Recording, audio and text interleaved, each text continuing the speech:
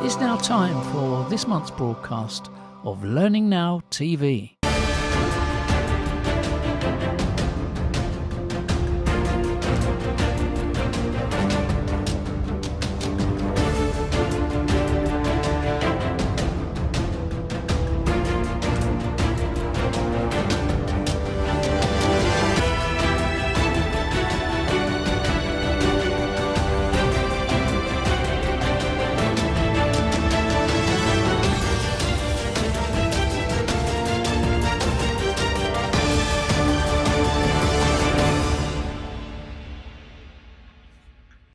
Hello and welcome to the June edition of Learning Now Television. Halfway through 2022 already. How has that happened? It actually feels like summer here in the UK, which is making a very pleasant change. And we've got another sizzling hot, see what I did there, programme for you. So Nigel, who have we got on today? This is someone just back from Las Vegas and the glitter is still there. You haven't missed a trick, Kate. Yes, we've got a lot of stuff this month. We've got Martin Cousins. We're back with a very, I think, very good and interesting report from LinkedIn, their kind of State of the Nation report, but they're getting better and more comprehensive with more data, essentially. And then Helen Marshall from Thrive. We have a good old natter about the state of L&D and what she thinks is interesting going on. Robin is talking about the criticism of the L&D spend that the government are putting forward for their own staff and whether that's a worrying trend or not. Bob Mosher, third part of his Elevating Performance series, and Rob Clark with his normal L&D news roundup. Looking good, Kate. Looking good. Enjoy the show, everyone.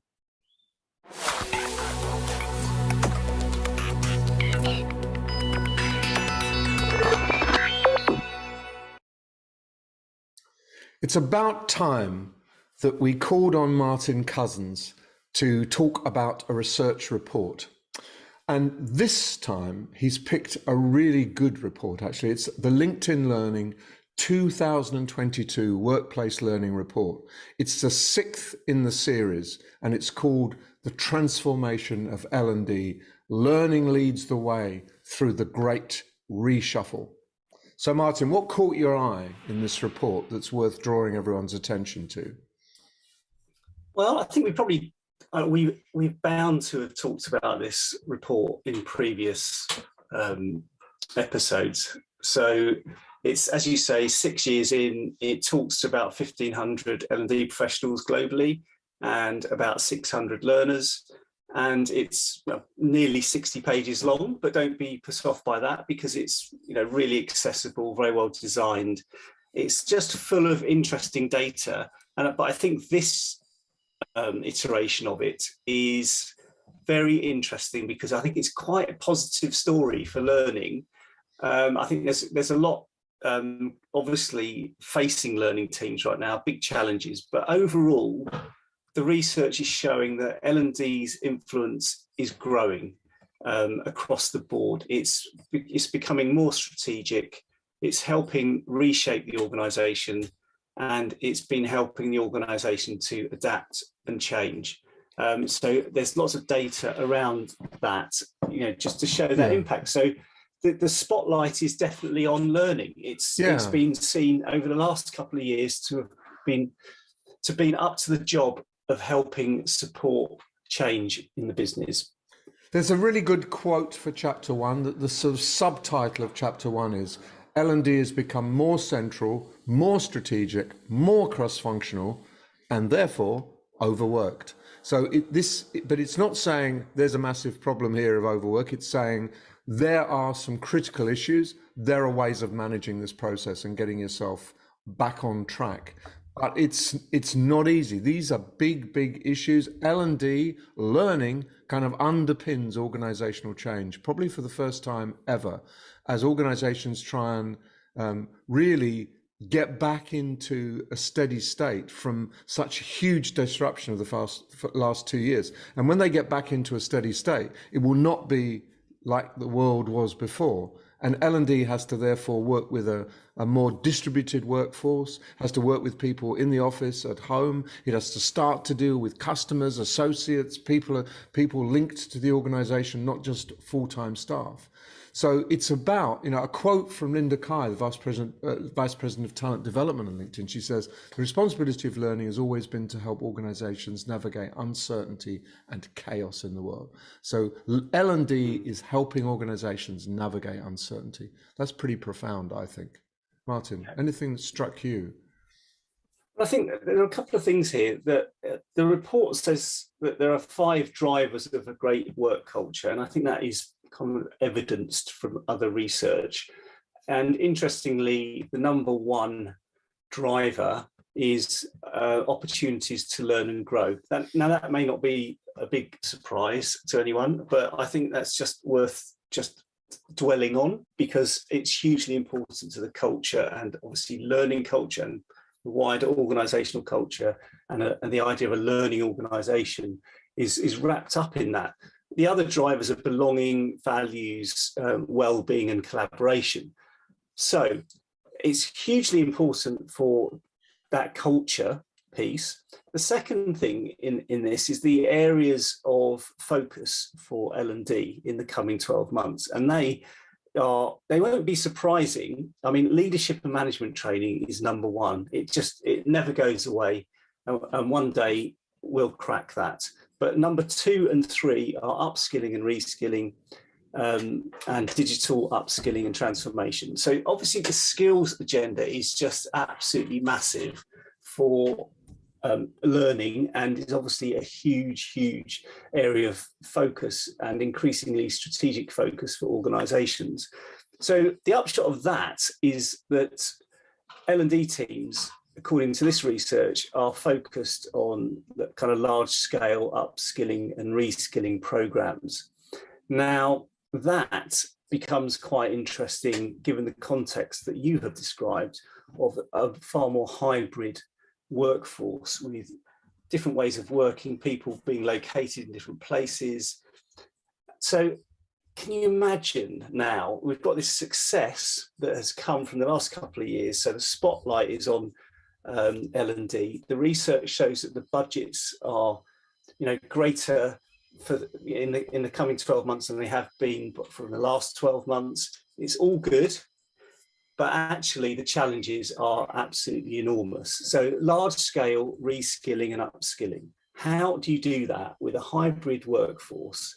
And in some senses, it might be quite unclear what those skills are. So how do you develop like a personalized kind of approach to someone's skills development based on a kind of skills framework that is just emerging for an organization? How do you link people to gig work and internal projects? These are not insignificant issues. And I think the other thing that would link to that within this report is that learning teams and learning professionals are they're finding it hard to find time to learn for themselves because they're very busy. They've been very busy doing all this great work, but actually now they have to understand how to do some of these quite big strategic projects, and they have to learn about how to do it in the context of organization and to start to design and deliver that immediately, because these aren't issues that can wait for a couple of years. So I think there's a lot in this report. I think it's really interesting. It's very positive, but actually it'll be interesting to see how all this plays out. So what this report kind of shows in a year or two's time as well. I agree with you. I think you're making very good points. Some of the keys or clues to progress are held in the report as well. That one of the things the report suggests is that you need to activate managers. You can't do this on your own. You need to understand profoundly your learners. You've got to listen to them, find out what their biggest concerns are, the big things you need to fix, not the sweat, the small stuff. And it's about collaboration, essentially collaboration across the whole organization. But it also says that in L&D, never stop learning. This is that the field is changing, the technology infrastructures are changing. Some of the fundamental ideas, for example, about evaluation impact management are changing drastically. And if you bring yesterday's solutions and yesterday's ideas, you're going to become a very quickly redundant, literally or metaphorically, inside your organization. So much food for thought, Martin. You know, thank you very much for drawing our attention to it. It's a free download. You see the crawl on the screen. Go for it, read it. It's well worth the effort. It's a fantastically interesting report. So thanks for drawing it to our attention, Martin. Yes, Nigel.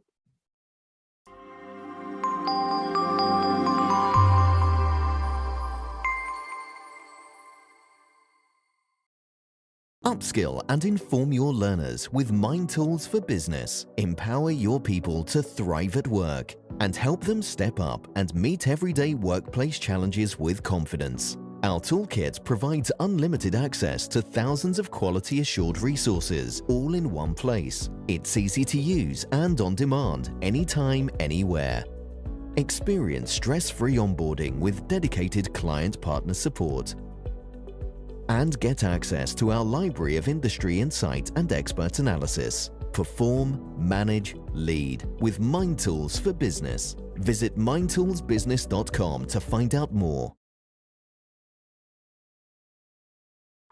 Robin is back, and you know, Kate, he has made over 50 contributions to Learning Now Television. It's a remarkable achievement, and he keeps them coming. And this month, he's looking at the furore surrounding the criticism of the L&D spend of the civil service, i.e. money they spend on their own staff, and he's looking at the bigger implications of that. So interesting topic, and he's got a really good spin on it too. You may have noticed that the UK Civil Service has been under a bit of a spotlight for its L&D offering to its staff, particularly its leadership training provision.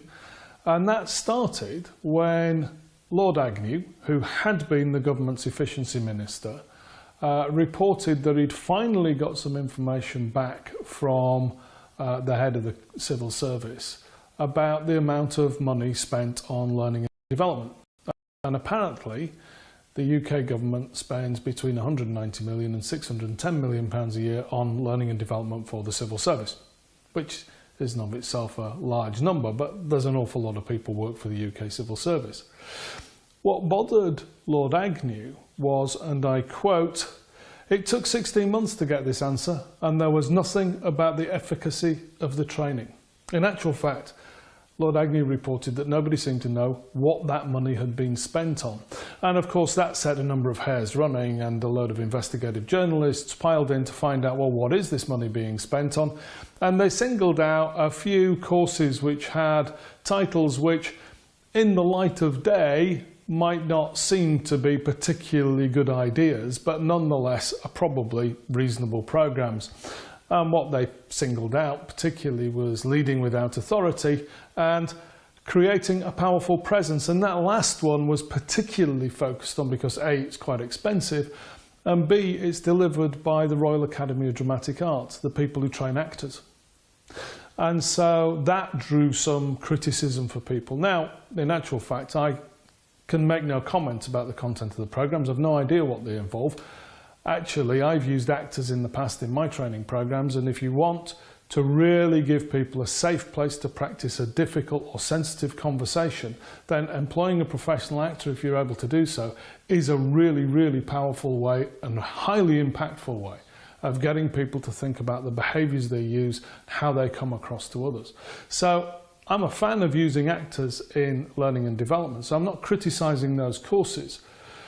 But what I am criticising a little is that there seems to be a kind of menu of not very well linked together programs, most of which are event-based. Now, I think if you ask most people in learning and development these days whether event-based learning is a good option, many of them will say, not really. There are better ways of doing things than that.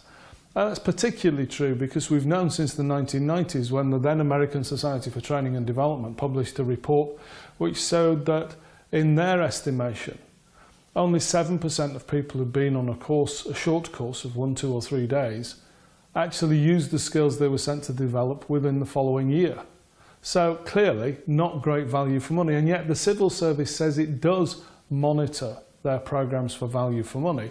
One wonders then why they were unable to provide the government's efficiency minister with any statistics about how and where that money was spent, and why they didn't think to include some kind of connection to the value that had been added to the organisation. And that bothers me on a couple of levels. The first is that whole focus on learning and development is about events, when clearly we know it's so much more than that. Although events may have their part to play, it's got to be beyond that. Second is, why are they using just, as it would appear, external inspirational figures, rather than looking within to see what good practice is happening within the civil service? Are departments doing really well? Are individuals really successful? How can we learn from the people around us as well as the people brought in from outside? That suggests an organisation which doesn't feel at ease with itself or doesn't feel very confident in its own capabilities. But there is a wider issue here that bothers me more. Presumably, some of those civil servants work for the Department of Education. Now, the Department for Education is nominally responsible for the skills strategy for organisations and businesses within the UK. I say nominally responsible because I've looked on their website, and I have to say you can't find anything about skills there beyond a few mentions of FE colleges and apprenticeships. So the idea that there is any kind of skills strategy, nor has there been one since the Department for Business Innovation and Skills was disbanded in 2016. So I'm bothered that there is no government oversight or policy framework which supports us when we are in a reskilling priority at the moment. We've got to get different skills into organisations, and I think government has a part to play there. Now, you may think they don't have a part to play. And actually, given how things have turned out, that if this is the way they think learning and development works internally, what advice are those individuals going to provide to ministers? What policy is going to come out of the government which is in any way relevant to the needs of a 21st century workforce? So although I think the government should have a firm hand on the policies which will support and help organisations to develop their people, it's clear that they've neither got the interest nor, it would seem, the understanding of our industry to be able to add very much of any value at all.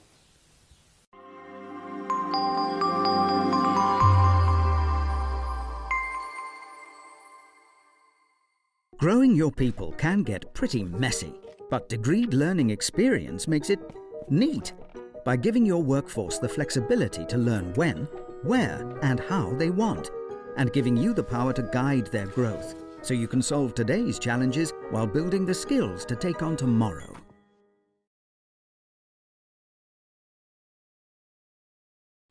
Hi, today we're going to meet people from the Shaw Trust, who are a not-for-profit social enterprise who help people get back into employment.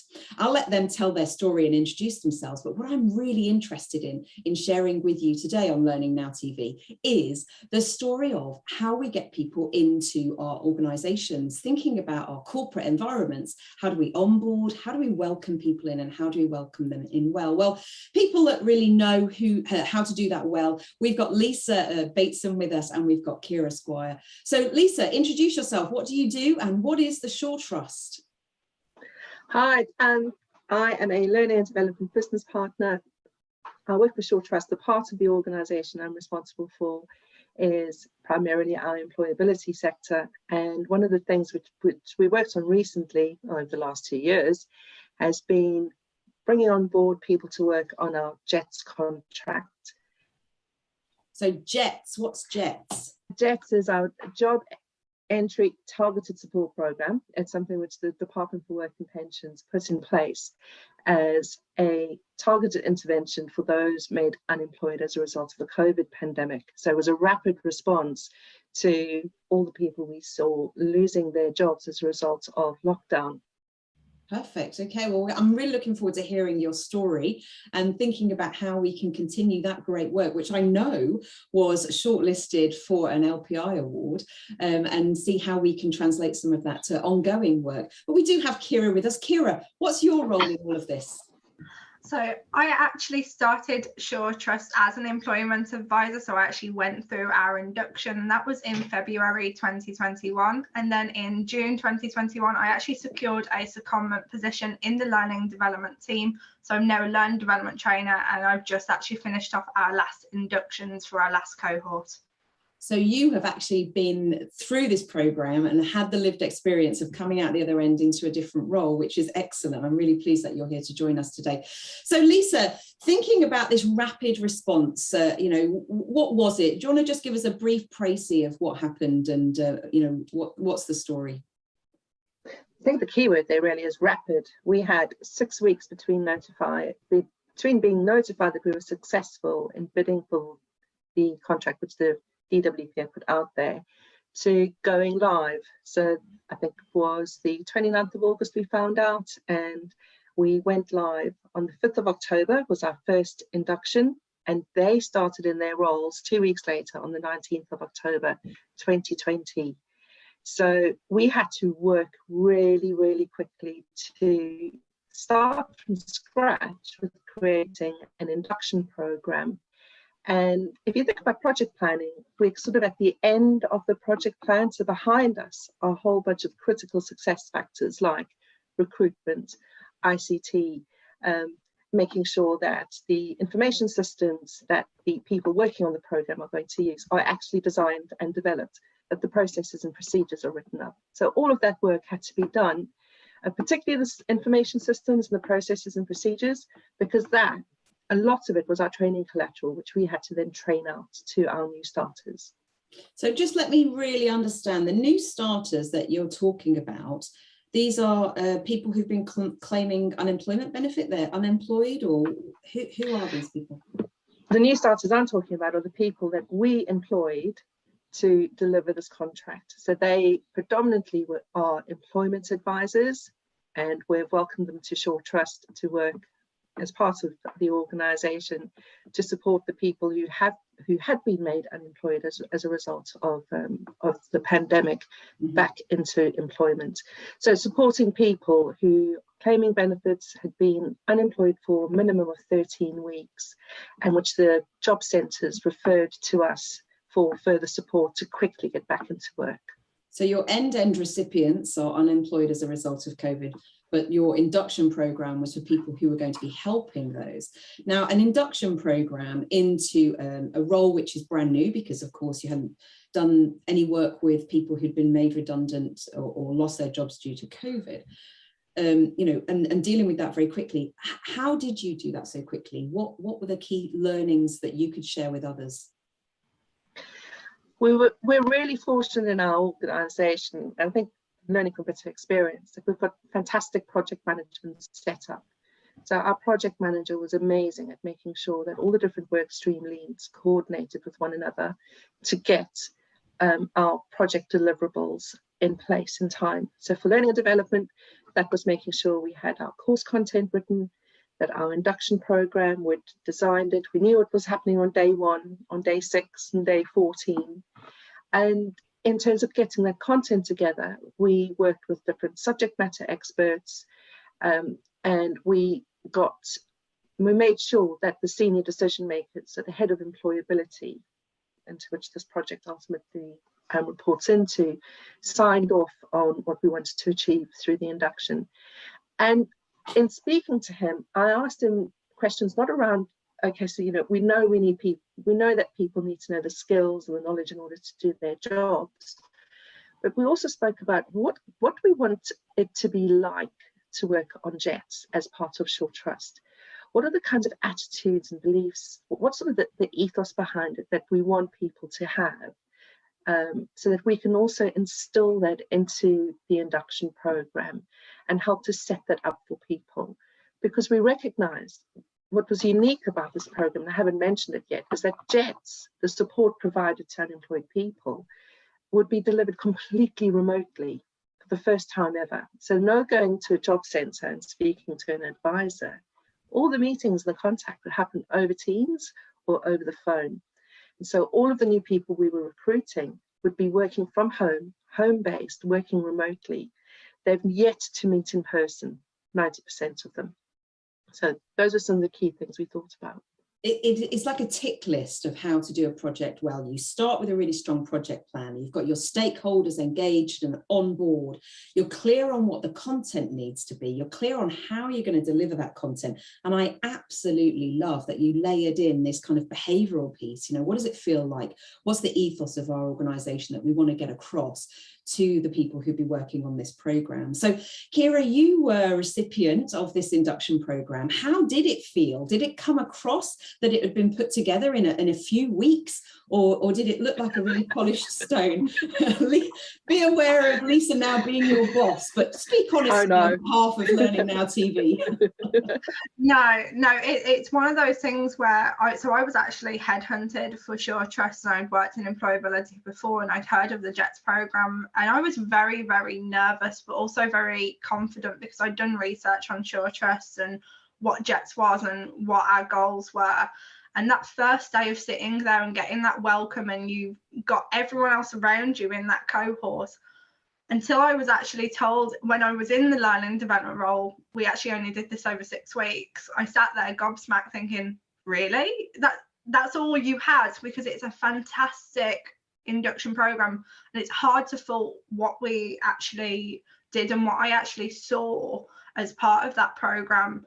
And there's very little thing in there that I could actually fault with what I received and what my cohorts and my inductees had when we were going through that 2-week induction. It was absolutely fantastic. I mean, that's great to hear. It must be great for you to hear as well, Lisa. But it is great to hear. And I think it sits in that behavioural piece, the fact that you really wanted to welcome people in, and that's certainly something that we can take away to other areas of learning and development and the projects that we're working on. Now let's briefly, because we're running short of time, but briefly come back to the remote piece. Do you think it would have been better, and I'm going to ask this question to Kira first, do you think it would have been better had you been in person? Because now in the hybrid world, everyone's doing this debate. Should we be in person? Should we be online? Would it have made any difference, do you think, Kira? I think with certain aspects, actually getting to meet your team on day one, like the people you're actually starting that induction with over the next 2 weeks, and also meeting your team leaders, I think, yes, that would have been a nice aspect of seeing them face to face and have that better connectivity. I've been lucky enough to actually meet Lisa, and that's only helped us understand one another a lot more. And I'm hoping that we can get that a bit more in the teams. But ultimately, I think we've absolutely smashed this induction remotely, and I look forward to seeing what else we do remotely in regards to our inductions and our learning programs. And I think this is testament to show that COVID has given us that reality check that we've kind of needed, and we can be still 100% productive. Because when you look at going into an office, you've got the travel, you've got the getting up for a cup of tea, the going to the toilet, the lunch, the having a quick chat with a colleague because of something that you've just encountered. Whereas at home, that is all working and all being productive in the company that you're working with. And the amazing stuff we're doing at Sure Trust is shown with us having that fully remote program, and showing that we can still do that, and that is an opportunity to expand and explore that further. Perfect. How about for you, Lisa, just briefly, what do you think? Would it have been better to have been in person? Would you consider the hybrid type approach moving forward? I mean, the fact that you pulled it off remotely in terms of pulling the program together in just a few short weeks really is a testament to good remote working. But what's your final thoughts? Well, I moved from a position at the very start of the project of thinking, this is impossible. We could never deliver a quality induction remotely. It's like, how on earth are we going to do this? To a point of, oh my goodness, we are doing it and it's working, hooray. But I agree with Kira. I think there is a middle road, and having that hybrid where if we were able to, but certainly the elements where it matters for people to be together, to bring them together. So when it comes to forming relationships and so on, being able to people meet in teams and do team building, and yes, do that in person. But for some of the training delivery, like the systems training, we got that down to a fine art and managed that very well remotely, because people were in smaller rooms, breakout rooms, smaller groups. So we had large cohorts, up to 60 people. Luckily, we had 4 trainers, so you could really break it down, break the groups down, and they could get the sort of the one-to-one attention that they needed. Doing that in a bricks and mortar type environment, I think, is actually more difficult. Whereas if you do it over Teams, it's just a matter of click a button, breakout rooms, and people can still be in their pajama bottoms, very comfortable at home, and so on, and still learn without the inconvenience of having to travel. Because this contract is national, we're spread across a large geographical area. Brilliant. Well, you heard it here first, that you can build a remote induction, which is really powerful, and be in your pajama bottoms with your dogs scratching at the door trying to come in. Thank you so much to Kira and to Lisa from Shaw Trust for sharing with us their thoughts. And until next time, I'm Michelle Parry-Slater. Take care.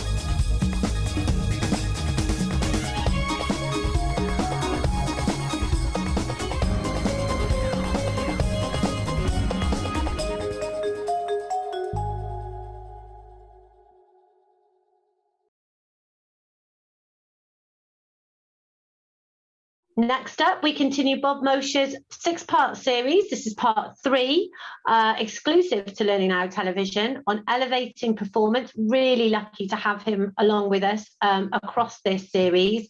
I can't really think of anyone better to come and talk to us about performance in the same way that Bob can. And in this episode, he concentrates on workflow.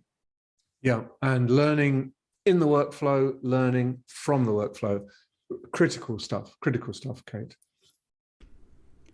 Friends, welcome back. So glad you decided to join us again in this series where we talk about how to go from a training mindset to one of performance.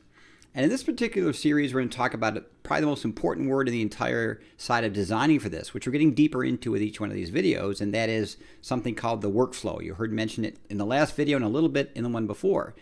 I'm going to spend the entire video on this because understanding how we design this, what it does for our learners, what it does for what we ultimately build, is basically the pivot that anyone has to be on to go from a performance mindset to actually building stuff that actually supports performance. See, the reason the workflow is so important is because, frankly, friends, it is what our learners go back to when they go back to work. They go back to the workflow. They don't go back to the topics, the outlines that we have in our e-learning and our training. I challenge you to do this. Take a look at any course you've ever designed. Take a look at any e-learning that you've designed, and you'll find an outline. Outlines are great. I used to start them in every class I taught when I would teach. I'd say, okay, look, let's look at the outline before we begin to go over the topics we're going to talk about. And then each day I did the same, sometimes even at lunch.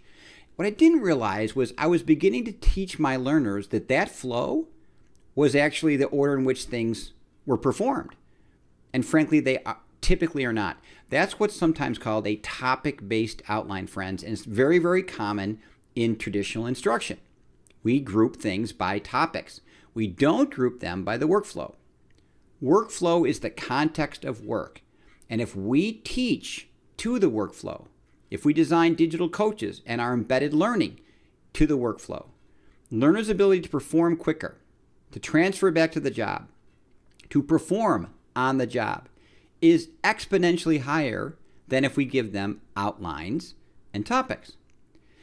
This brings up an important word in our industry we don't talk enough about, in my opinion. That's something called encoding. Encoding is an incredibly powerful part of learning and application. It's when we encode things into our long-term memory so we remember them, so we can understand them, so we can perform them. What's interesting that I didn't learn and understand until I got into this discipline deeper was that for years I had been doing encoding with my outlines. When someone sits in front of instruction and they're greeted with what's to come, we are already teaching in a way in which that content is encoded and the order in which it's encoded. The difficult part of that for our learners is That encoding is not the work. So no wonder when they go back to work, they can't topically find things. They can't topically apply things because they don't work in a topic-based world, friends. They work in a workflow-based world. So here's what we have to do. We have to do something called rapid workflow analysis. That's what we call it in my world. We have to do analysis of the workflow first, before you build anything, any deliverable, training, performance, otherwise. You have to first do workflow analysis. Now, the workflow is made up of 4 parts, 3 of which you'll actually get out of the analysis itself. The smallest part is a step, right? You do a step, you click on something, you ask something, you write something down, you whatever, right? But a step in itself is not performance. When you go up a level, you get to what's called a task. A group of steps performs a task. That's the level in which you start. You do task analysis, as we've sometimes thought of before, understanding how people perform. You take those tasks, group them higher, guess what you get? A process. You take processes, you put them together in the way they align, the way they flow in the work, guess what? You get a workflow. Workflow made of processes, made of tasks, that ultimately you perform steps. Now, what wraps around this whole thing is something called supporting knowledge. Supporting knowledge are the things you need to know to do, but you don't analyze them yet until you understand the doing. You have to have the workflow down before you then ask about the what do you need to know to do, because guess what? We said it already. The workflow gives context to doing and knowing. So you have to then understand the supporting knowledge that goes with it. Again, in order, friends, tasks become processes become workflows, workflow maps, and then supporting knowledge makes it all come together in a way that our learners can ultimately perform. So, when we get back into next week, we're going to talk a bit deeper about how we use that and the understanding of the tasks and understanding of a workflow to finally do what we've always called blended learning. We're going to finally not do blended training. I'll talk about that more next time. And we'll actually do blended learning that pivots on what's done in the workflow that ultimately helps people to perform. My friends, thanks so much. Hope it was helpful. Looking forward to talking to you in the next part of the series. Let us know how we're doing. Be safe, be well. Take care.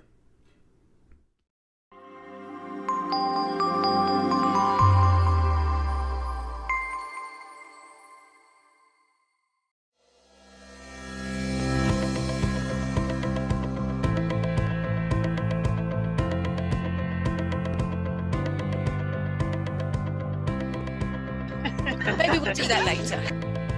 Hey, so you can see, this is just like using a whiteboard in a classroom.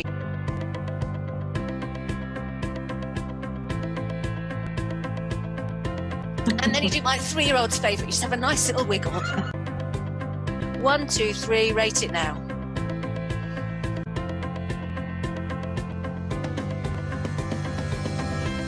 A really quick question, you might want to answer this later. You see, I love this.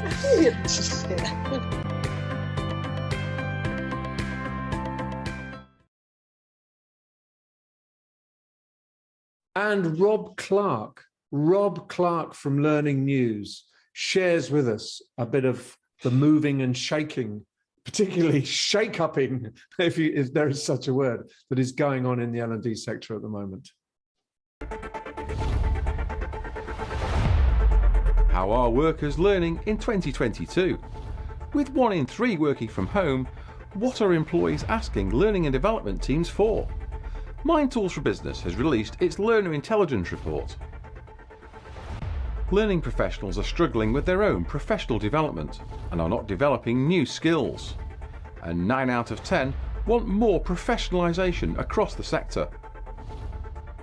Better targeting, personalisation and learning in workflows is how L&D will tackle online fatigue, according to Fosway's latest report into the digital learning market.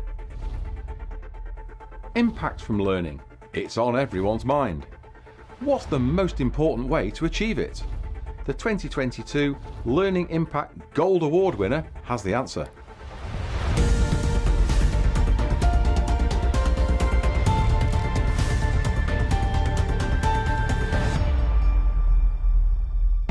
Until now, we hadn't really known the full impact of working remotely on learning and development because not enough people did it. Before working from home restrictions came into effect, only 1 in 20 of the UK population worked from home. Today, it's more than 1 in 3. To find out how to engage employees in learning and development, Mind Tools for Business has completed a study into how employees access learning, which resources are the most essential, and how businesses might best support workers with their learning. Firstly, we found that employees are becoming more self-directed as learners. So when we ask them, what is it that motivates you to learn at work? Employees today report being more motivated by a desire to personally develop. So in the past, we've seen things like complete mandatory learning for compliance purposes or to gain qualifications. But what we're seeing here is a shift from learning because employees feel that they have to learning because actually they want to, which is brilliant. Employees in 2022 are a lot less concerned about online learning. So they're no longer seeing online learning as being, irrelevant or uninspiring.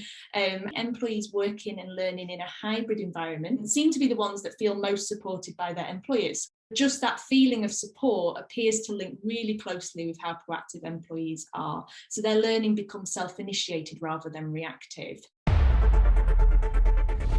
Learning professionals are struggling to keep up with the pace of change and don't put sufficient time and effort into their own professional development, according to research from the Learning Network. Its headline findings include that over 90% want greater professionalisation through qualifications and career pathways. The research shows that less than 40% find it easy to quantify return on investment, and that just 2% agree the learning industry attracts new talent from diverse backgrounds. Over 91% of participants in our study actually want to see more professionalisation across our industry. In fact, many of them in the comments were talking about they're not really sure, are we in industry at all? So there's clearly a lot of confusion going on. And this is not a new theme. We saw this last year when we launched our study initially, but we have seen a 3% increase. So clearly the theme here is growing in importance for professionals across our industry. The main thing is to really understand what success looks like and then how we can close that gap as a community. Digital learning is here to stay. Just 2% of L&D professionals say they will revert to their pre-pandemic approach to learning. And digital fatigue is growing. So quality, personalisation and the whole experience are now front of mind for L&D professionals. Our reliance on using learning technology as pretty much the primary medium for delivering learning has put more stress and pressure around the experience. And what I think we're seeing is organisations almost adapting both to more hybrid working and the issue of fatigue by thinking, how do they target learning better so that personalising the experience more? They're looking more at sort of chunking the learning appropriately as well, so not deluging people with long courses and thinking about what do I need to just provide you to get you through this particular journey. I think what they're also seeing is the increased use of things like Bob Mosher's 5 moments of need, which is taking learning away from just being about introducing new things and being about formal delivery, but also integrating it into the workflow a little bit more. What we're also seeing is people looking at more immersive learning approaches, so not only adapting to what individuals want and focusing on their needs, but also being much more rich. So the use of virtual reality and simulations and scenarios seems to be a growing area of interest. Achieving an impact from learning interventions and measuring that impact remains a top priority in L&D, yet it's traditionally an area where L&D has mixed successes. The Learning Awards considers it important enough to have a category all on its own, the Learning Impact Award. This year's gold winner was Growth Engineering and its work with the cosmetics brand L'Oreal. They needed to deliver regular training to beauty advisors working in travel retail locations across Asia Pacific. So they were actually directly employed by places like airport duty frees, for instance, rather than L'Oreal themselves. This award was for impact, learning impact. Broadly, what does it take to excel at learning impact? If you want learning impact, you've got to start with learner engagement, as we really believe you just won't get anywhere if you're not able to get learners motivated to log on, consume content, contribute to the community, and help you build a learning culture. It's dead obvious what they want to see. They want to see cold hard numbers. They want to see the business impact that your solution has had in black and white. They want to know what processes both parties had in place to help measure and capture the relevant information. You've been watching short clips from each of the discussions we had with Mind Tools for Business, the Learning Network, Fosway and Growth Engineering. You can see my full interviews along with links to each of the reports that we covered on the website. Thank you for watching. See you next time.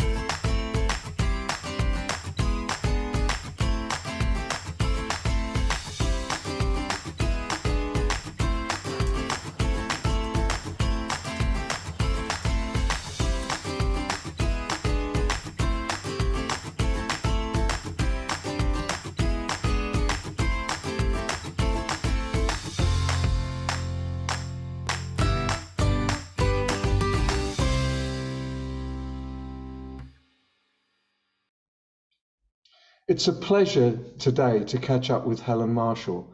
We bumped into each other at the Learning Technologies exhibition and conference last week, and we thought we'd meet again. So we're meeting again 10 days later, and Helen is the head of learning at Thrive. So Helen, tell us about Thrive. What is Thrive? What does it do? And what made you want to be part of it? Yeah, thanks, Nigel, and yeah, thank you for having me as well. It was nice to bump into you, and I'm really glad to be here. So yeah, Thrive, I suppose maybe a bit of an enigma in the industry. So we specialise in, I would say, 3 core areas. So we have our learning and skills platform, which, as many people will probably know, has just been rebranded as that. So we were previously an LXP, but we realised that there was a bit of, I suppose, confusion around what an LXP is, whether there are LMS functionalities that are included in the LXP.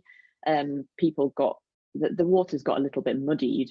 So we've really pulled out what we feel is the core focus of our platform and the future of platforms, we think, in terms of skills development and empowering people to be able to track skills development and access learning content in a more social way as well. So I suppose that's platform side, very briefly. And we also have our data lab. So we work closely with clients to identify what their challenges are, or what they think their challenges are, and use data to address those challenges and work out what they might need to do to get where they need to be.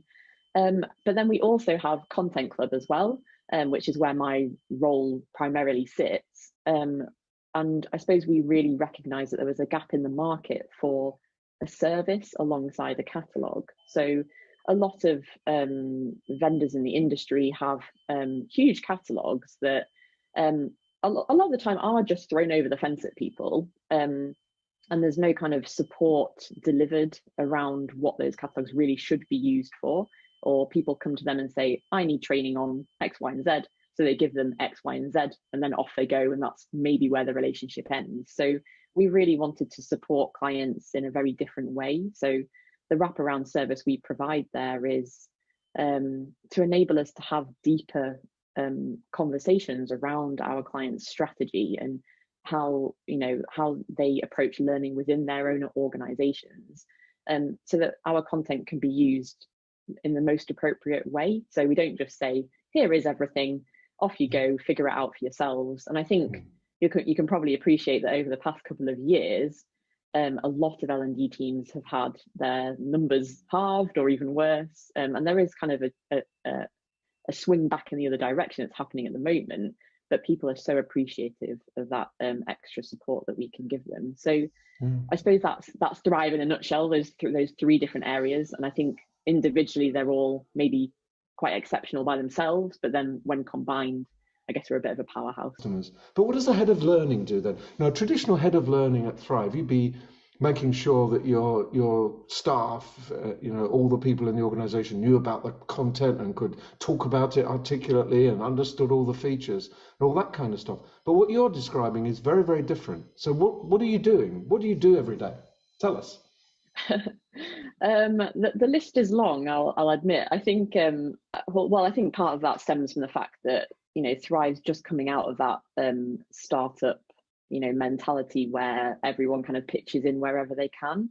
And I started at Thrive maybe 9 months ago now. And that's been a bit of a learning curve for me in terms of, I've never worked for a startup before. So having that mentality of just doing whatever you can, whenever you can, and just kind of getting on with it, it was a bit of a shift for me coming from, I suppose, Thomson Reuters, who are a huge international organization with 60,000 staff, very process driven. So I think there's an element of the fact that head of learning isn't just, I suppose, one thing, although whether it is in any organization, I'm not sure.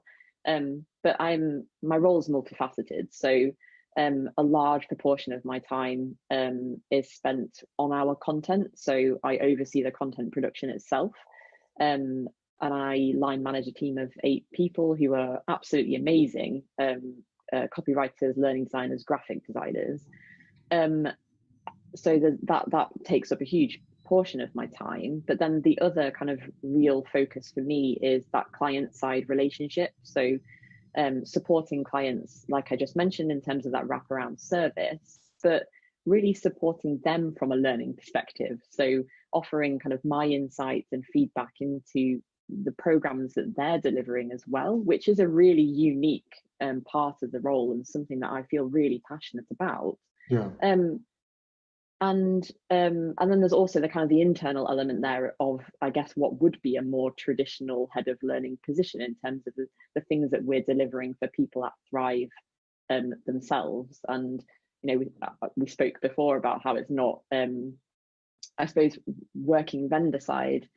We're not historically. I don't think vendors have been that great at practicing what they preach. So using their platforms or using their content in the way that it's supposed to, because we're so busy doing it for other people. So there is a huge focus internally at the moment, now that we're a lot larger, so we're over 100 staff now, to actually get better at that. And it's not, at the moment, it's not a one person focus. There's not one person driving that. I'm not the only one that's, interested in doing that for the company.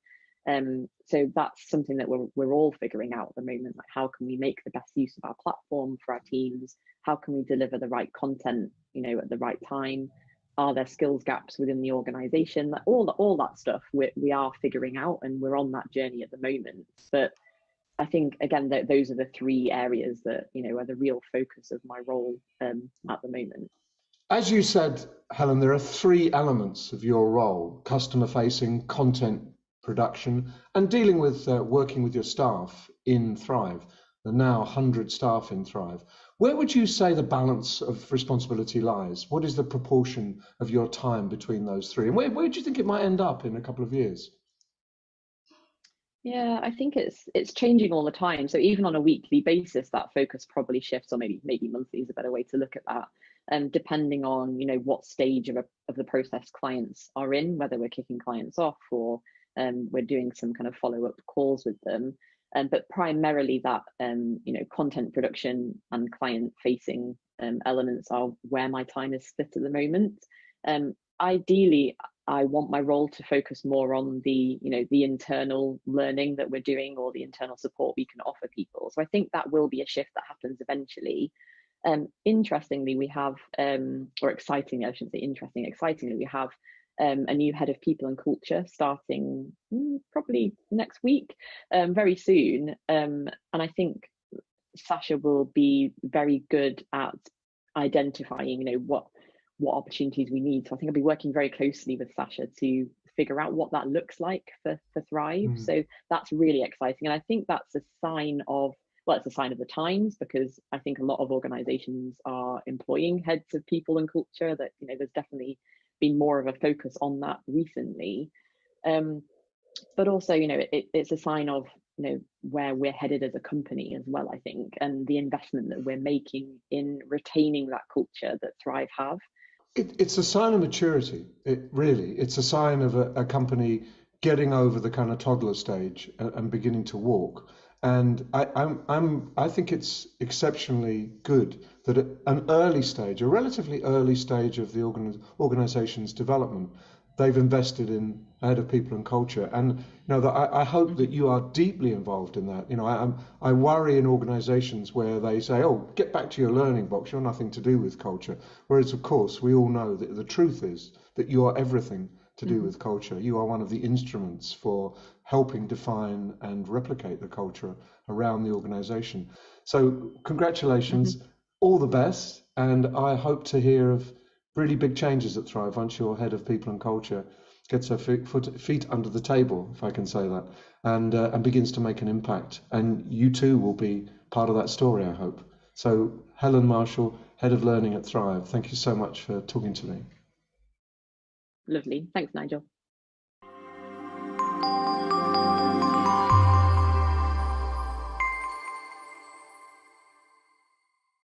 Well, that's it for the June edition of Learning Now TV. Time flies when you're having fun, they say, and it certainly has flown by today. Nigel, what has stood out for you from all the different segments? Yeah, I really enjoyed talking to Helen Marshall. You know, Helen's at the sharp end, really, and in learning design, but doing it on behalf of clients, not just for her own organization, which is Thrive. So I enjoy that kind of perspective. I find it very grounding. You know, you can go up into the airy-fairy empyrean and forget about what needs to be done to get stuff out and to meet customers' needs. I think you know that with Unleash.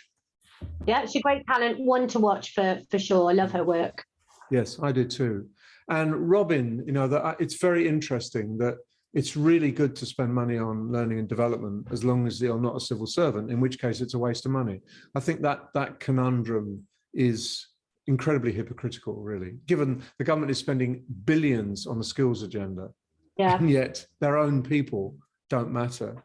It's very interesting. So for one sector, it's only about the cost. And yet when companies say it's about the cost, we can't afford it, they're berated for being short-sighted and not building for the future and not looking at the skill needs of their employees. There's a lot of irony there. Yeah. And Bob... Damned if they don't. Exactly. And Bob's insights about learning in the workflow, really essential, I think essential viewing. You really need to know about that stuff, because that's becoming not just a maybe we'll think about that in 3 years. It's we have to start doing this today or tomorrow at the latest. So good stuff, I think, and interesting people telling us good stories. Yeah, same. You agree, Kate? Of course, always. And I think next month we're in for a bit of a treat, aren't we? I think it's our birthday, isn't it? It is. It's our 100th episode, which is remarkable. So that's 8 happy years of Learning Now TV. And we're going to be bringing you some new stuff, but we're also going to be looking back and tracking and re-interviewing some of our early spokespeople and asking them, what's changed? What have you seen has happened over the time that LNTV has been broadcasting? So it should be, at the very least, a different program, and it should be a lot of fun as well. And we've also got some conferences to highlight, Kate. September 14th and 15th, Learning Live. Yep. Will you be there? I hope so. There's a chance I might have to go back to Las Vegas for work, but we'll. It's tough. I know. The things you have to do. I know. Shocking. Working in events now, and then it's just before Unleash World, which is happening in Paris on the 12th and 13th. Some amazing learning and talent practitioners and great brands coming along to that. Obviously a little bit biased, but some really good names at that. And then I think we segue over to Vegas again. So the 26th to the 28th is Devlin. It is. the Guild, and then an event you're very familiar with. Yes, Learning 2022, 6th and 9th of November in Orlando. So back in Orlando for the first time for 2 or 3 years, sans Elliot Maisie. So he's out of it, and it's being run by Learning Guild and David Kelly. I actually think they put a very good program together this year. They've innovated, they've got some great ideas, and it should be well worth it. They're targeting it more at the head of learning rather than the practitioner, which is DevLearn. So they've differentiated the two conferences rather than compete with each other. And finally, what have we got, Kate, on the 9th and 10th of November? It's our friends at the CIPD running their annual conference and exhibition, ACE, I think they tend to call it, in Manchester. So ones to watch. Okay, so 28th of July, our 100th program. Surely you're going to be there. Surely you're going to be there. Yes, party hats, exactly. So thanks very much, Kate. As always, it's great to talk to you. Always.